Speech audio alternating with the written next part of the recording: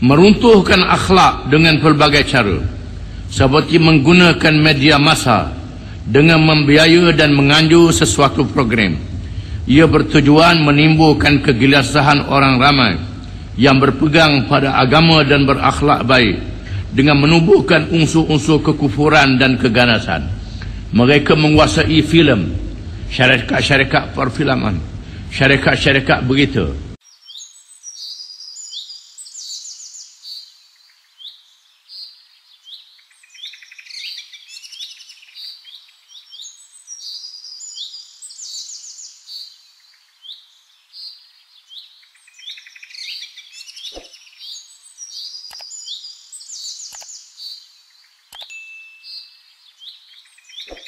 Dasar dan ajaran antara pahaman dibawa oleh Freemason ini adalah mengingkari Allah, para rasul, kitab-kitab dan perkara-perkara gaib. Mereka menganggap semua itu sebagai karut dan dongeng. Jadi perjuangan mereka sebenarnya menentang Nabi Sulaiman AS, walaupun mereka mendakwa nak sambung perjuangan Nabi Sulaiman, kerana mereka mengingkari Allah Subhanahu wa taala, mengingkari para rasul dan kitab-kitab yang diturunkan oleh Allah, Taurah, Zabur, Injil, Al-Quranul Karim dan suhuf-suhuf yang diturunkan kepada rasul-rasul alaihi wassalatu wassalam. Berusaha ke arah menjatuhkan kerajaan-kerajaan yang tidak dapat dipengaruhi dengan segala cara sahaja.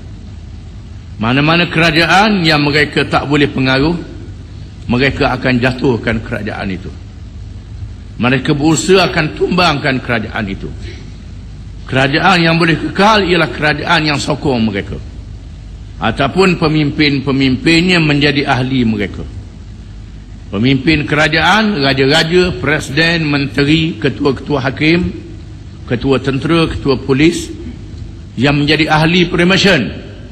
Kalau jadi ahli Freemason, maka kerajaan itu akan dipertahankan.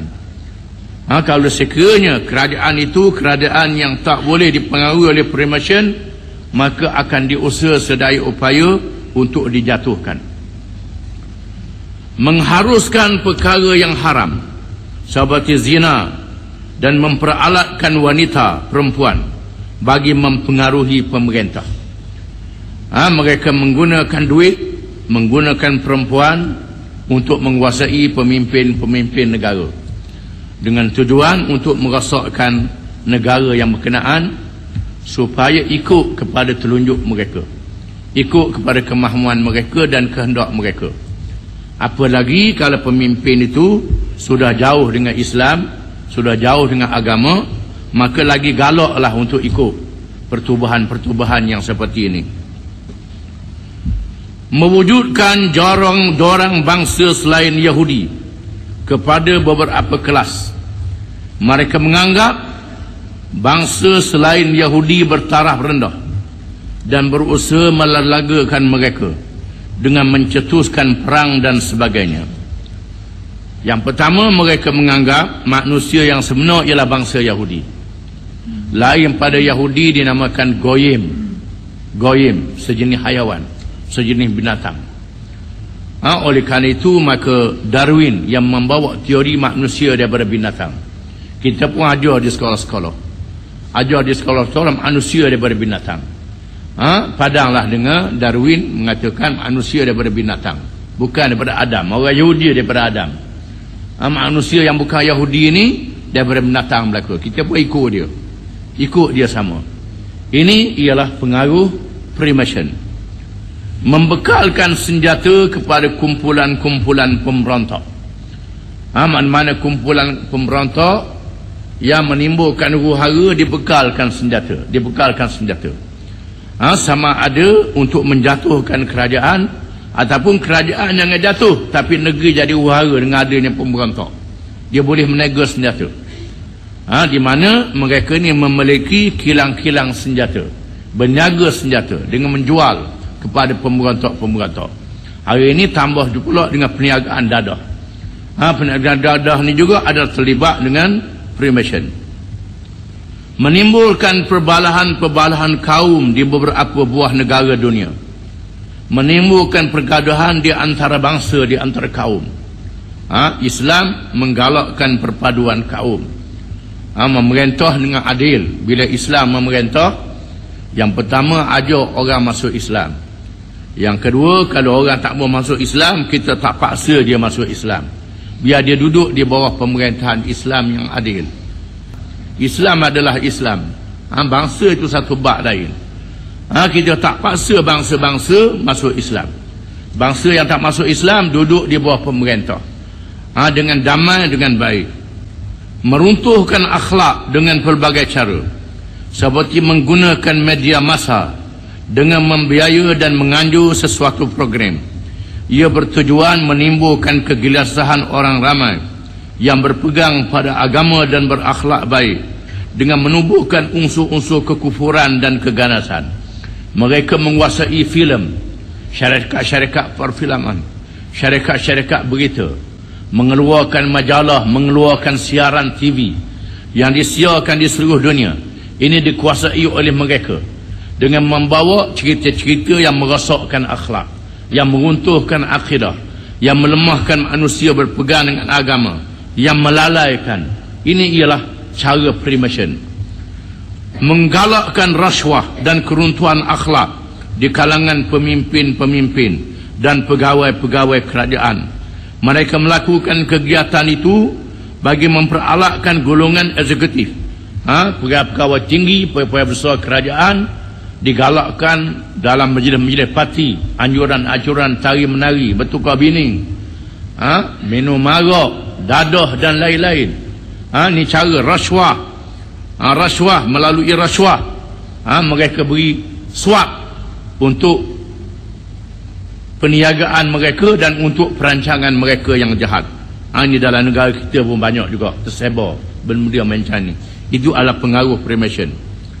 Menjerat dan mengumpan pemimpin dan orang yang berpengaruh dalam masyarakat sehingga mereka terpaksa tunduk kepada Freemason.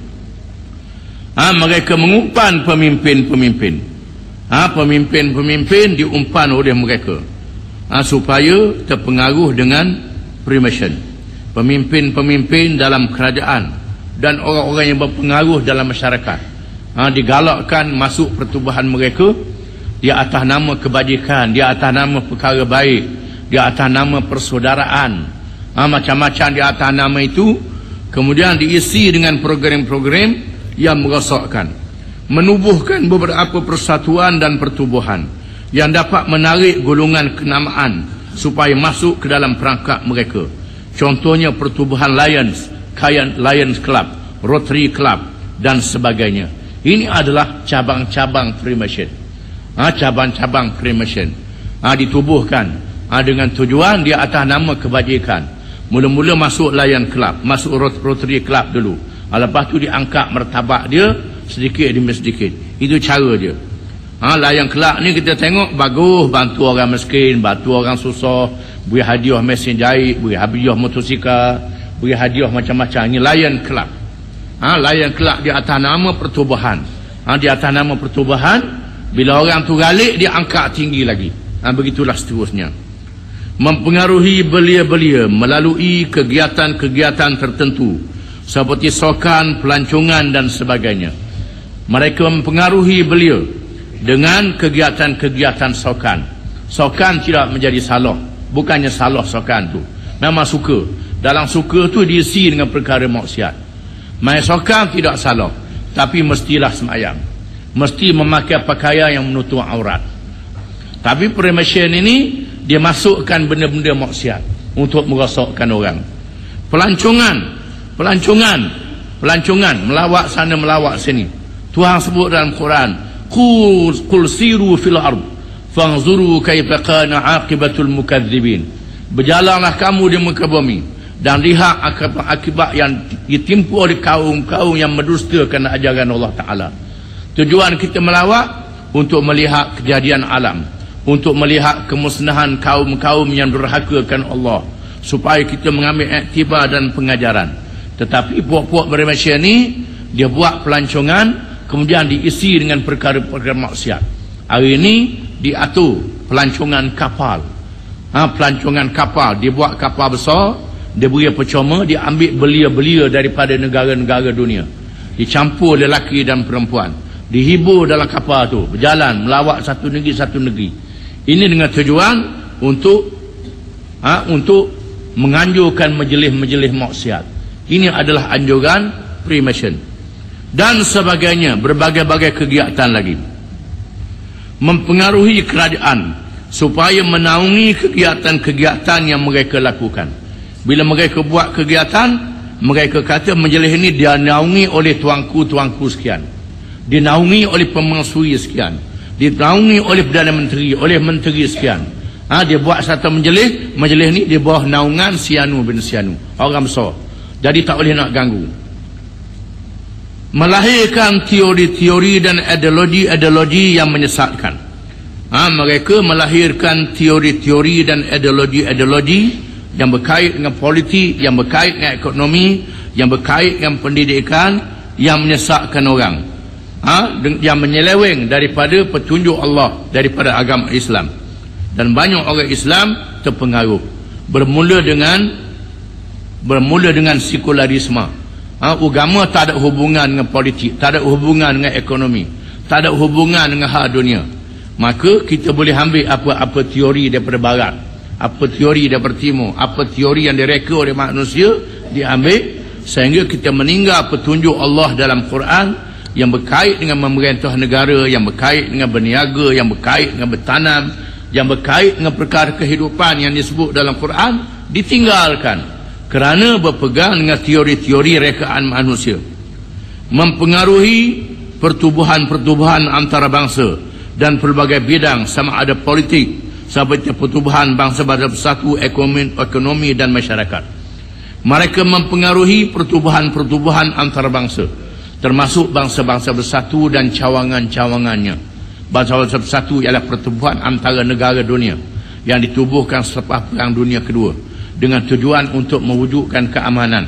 Majlis keselamatan dia, UNESCO dia, majlis yang berkait dengan kebudayaan, UNESCO, yang berkait dengan pelarian, yang berkait dengan macam-macam, mereka masukkan orang mereka dalam pertubuhan ini. Termasuklah Bank Dunia. Bank Dunia ini dikuasai oleh Freemason supaya mereka menguasai aliran duit yang berlangsung di seluruh dunia. Dikuasai oleh mereka dengan sepenuhnya, dengan tujuan untuk menguasai manusia dengan duit, dengan maksiat, dengan berbagai-bagai cara. Wallahu a'lam.